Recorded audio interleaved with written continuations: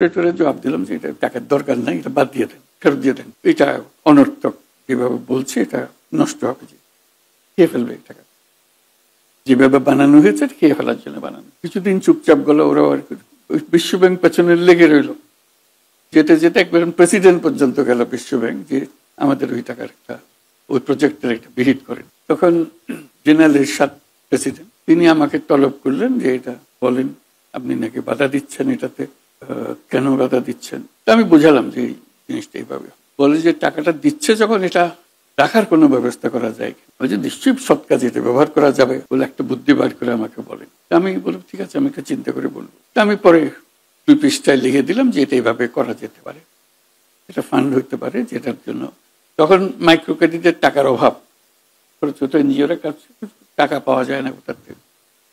তাহলে যে এই এনজিওদের এই টাকাটা এখান থেকে দেওয়া যাবে, তারা এখান থেকে ধার করে নিয়ে যাবে, শোধ করে দেবে, কাজের ফান্ডটা থেকে যাবে। এই ছিল সিম্পল একটা আইডিয়া। টাকার পরিমাণও খুব কম, কত 20 কোটি না কত বললো, 24 কোটি টাকা। এই 24 কোটি টাকার জন্য এত কথা হইতেছে। আমি প্রথম বারবার বলতে ফেরত দিয়ে দেন, এই খামোকা ইটস নট ওয়ার্থ ইট, তারা যেগুলো করছে। তখন বোধহয় জেনারেল মুনিম অর্থমন্ত্রী ছিলেন, ওনাকে সভাপতি করে আমাকে মেম্বার করে আরো 2-4 জন নিয়ে 7 জনের একটা কমিটি করে দিল, বলে আপনারা এটা সুপারিশ করে দেন, আমরা এটা ফলো আপ করি। তো জেনারেল মুনিমকে বুঝালাম জিনিসটা, উনি বললেন আপনি যেভাবে বলেন আমাদের কোনো অসুবিধা নেই। তা আমি আবার একটা ফাইনাল করে দিলাম, এইভাবে এভাবে হবে, এটা একটা নাম দরকার। তখন এটা নাম আমি প্রস্তাব করলাম কর্মসহায়ক ফাউন্ডেশন। আমার কলিগ একজন ছিলেন সালমা খান, তখন উনি প্ল্যানিং কমিশনে কাজ করতেন, তিনিও মেম্বার ছিলেন, টাকাও রেখেছিলাম এই কমিটি। উনি দেওয়ার সময় উনি বলেন যে পল্লীটা লাগাই দেন। আমি বলছি কেন, সবার জন্য হোক। বলে সবার জন্য হলে শহরের লোকজন খেয়ে ফেলবে সব, আপনি পল্লীটা লাগাই দেন। আমি বলছি ঠিক আছে, পল্লী কর্মসহায়ক। ওইভাবে পল্লীটাও আসলো, পল্লী কর্মসহায়ক ফাউন্ডেশন হলো, ওইভাবে জব। সেখান থেকে প্রতিষ্ঠা, আমাকে বোর্ডে থাকতে হবে, এটা বোঝাতে হবে কিভাবে করতে হবে, আইন কানুন ইত্যাদি।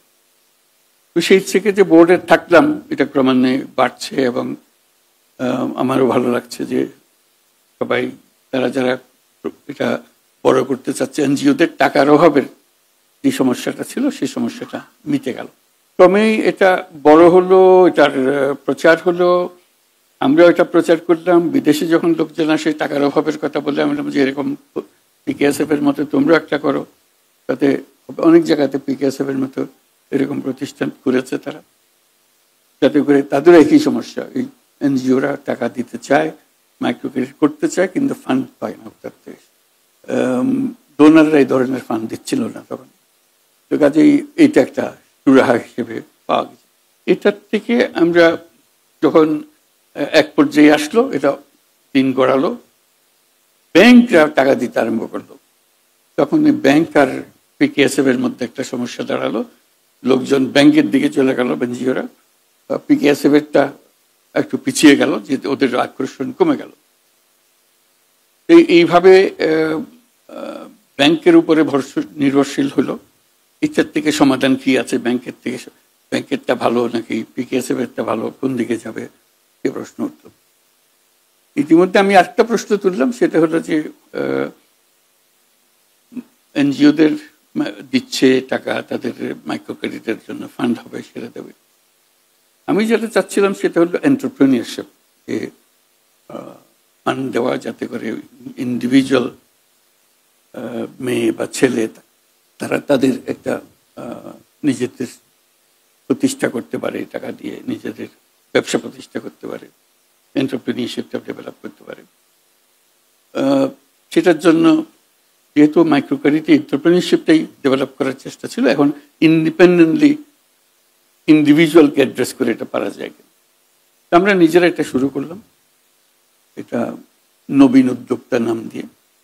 একটু ভঙ্গিটা পরিবর্তন করে দিলাম, আগে একরকম ছিল যে আমরা যেভাবে ইনভেস্ট করছিলাম, এখন হলো যে প্রতিটি ইয়াং ছেলে বা মেয়ে তার একটা ব্যবসার আইডিয়া নিয়ে আসবে, আমরা সেই ব্যবসার পার্টনার হব। এখন দেওয়া এবং নেওয়া না, আমরা পার্টনার হব। তার যত টাকাই লাগে, 5 লাখ টাকা লাগে, 50 লাখ টাকা লাগে, আমরা দেব। কিন্তু যেই পরিমাণ টাকা আমরা দেব তার ব্যবসার সেই পরিমাণ ওনারশিপ আমাদের কাছে থাকবে। এটা আমরা শুরু করলাম। আস্তে আস্তে এটা সম্প্রসারিত হতে আরম্ভ করলো।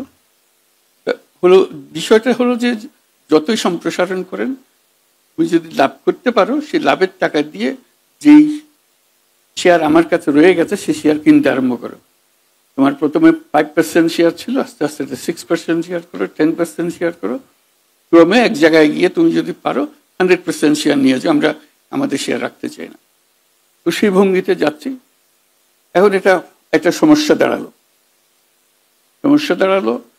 এমআরএ একটা সমস্যা।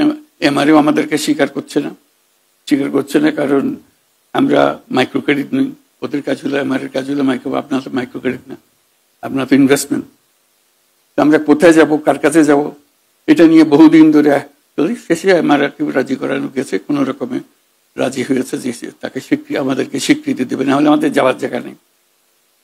আমি এত কথা বলছি এই জন্য, এই পিকেএসএফ এর এতদিনের যাত্রা যা হলো, যা তার অর্জন, বিরাট অবদান, এখন দ্বিতীয় ভবন যখন হয়েছে আরেকটা পর্যায়ে যাওয়া দরকার। এই জায়গাটাতে এই কথাটাও চিন্তা করা যায় যে আমরা এখন বিনিয়োগ করব।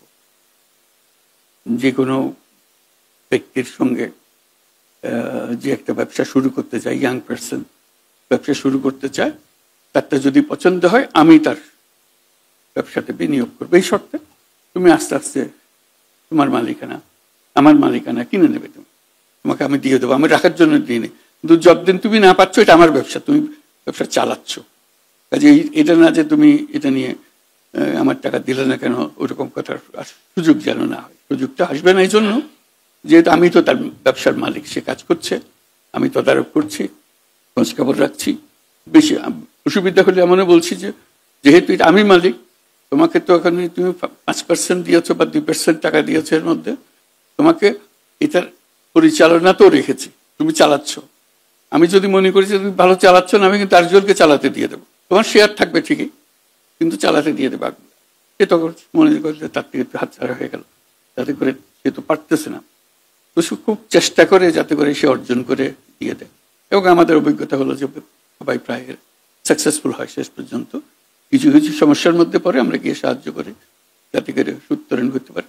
এবং একটার মালিকানা হোক সম্পূর্ণরূপে পেয়ে গেলে সে তখন সেটাকে আরো বড় করতে চায়। বড় করতে হলে হ্যাঁ আবার তুমি বড় করো, আবার একই পদ্ধতি, আমি তোমাকে টাকা দেবো, সেই পরিমাণ শেয়ার আমি অন করবো, তুমি আস্তে আস্তে আমার শেয়ারগুলো কিনে নেবে। 1% 2% করতে করতে আস্তে আস্তে আঁকা করা সবটা শেয়ার। তুমি যদি ব্যবসা ভালো করো 1 বছরই পুরো শেয়ার কিনে ফেলতে পারো। ব্যবসা ভালো না হলে 2 বছর লাগবে, 3 বছর লাগবে, কিন্তু মালিকানা তুমি পেয়ে যাবে। আমার এটা রাখার কোনো ইচ্ছা নেই, যেটাকে আমরা সামাজিক ব্যবসা বলি। এটা তোমার থেকে লাভ করার ইচ্ছা আমাদের নেই, আমাদের হলো তোমাকে তুলে ধরাই হলে আমাদের লাভ।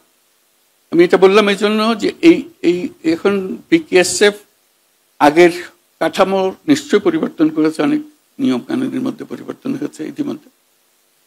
তো বিনিয়োগের মধ্যে যেতে পারলে তো একটা বড় আকারে জিনিসটা হতে পারে, এটাই শুধু বলার জন্য। এটা আবার নতুন করে চিন্তা করা, যেহেতু এখনকার ছেলে মেয়েরা 80 সালের 90 সালের ছেলে মেয়েরা না, অনেক পরিবর্তন, তারা অনেক কিছু, গ্রামের ছেলে গ্রামের মেয়ে অনেক কিছু বুঝে, অনেক কিছু জানে।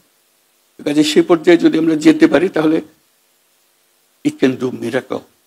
যেভাবে এটা তৈরি হয়ে আসছে, তার একটা ইতিহাস গড়ে উঠেছে, ওইটা ইতিহাস এবং এই সম্পর্কটা নিয়ে, এবং এটার মধ্যে হলো যে কোনো প্রতিষ্ঠানের মাধ্যমে তাকে কাজ করতে হয় না, ইন্ডিভিজুয়ালের সঙ্গে কাজ করতে পারতেছে।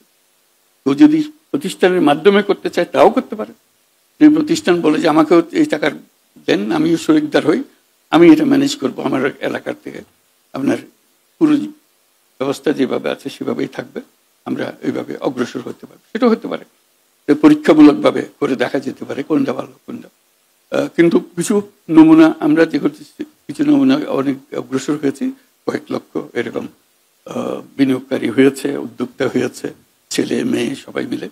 কাজে এইটাকে গ্রহণ করে এটাকে সম্প্রসারণ করা যায় কিনা, আর আইন কানুনের মধ্যে যে সমস্ত দূরত্ব সৃষ্টি হয়েছে ইতিমধ্যে সেগুলো সংশোধন করা যায় কিনা। যেহেতু 80 সালের কি চিন্তা করে তখন যে আইন হয়েছে সেই আইনের মধ্যে কোনো তফাৎ এখন বর্তমান পরিস্থিতির কারণে এটা ভিন্ন করা যায় কিনা সেগুলো পরীক্ষা করে দেখা। বিশেষ করে পিকেএসএফ এর নিজস্ব আইন যেটা আছে এটাকে আরো সম্প্রসারণ করা যায় কিনা নানা দিকে তার কর্মসূচি বাড়িয়ে নেওয়ার জন্য।